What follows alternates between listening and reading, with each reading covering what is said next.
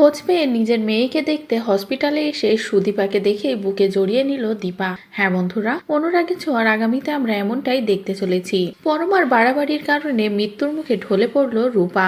তারপরেই তাড়াহুড়ো করে সকলে মিলে রূপাকে হসপিটালে নিয়ে যায়।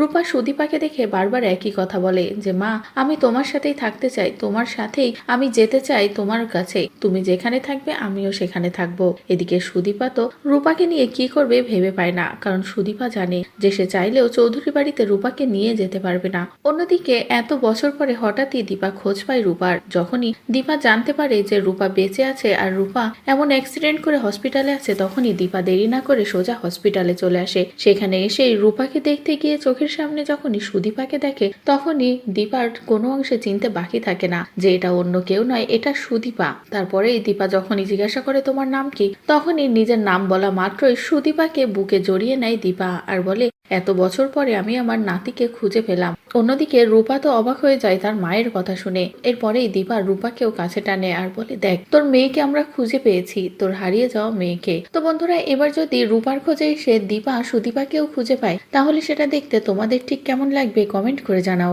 পরবর্তী আপডেট পেতে চ্যানেলটি সাবস্ক্রাইব করো।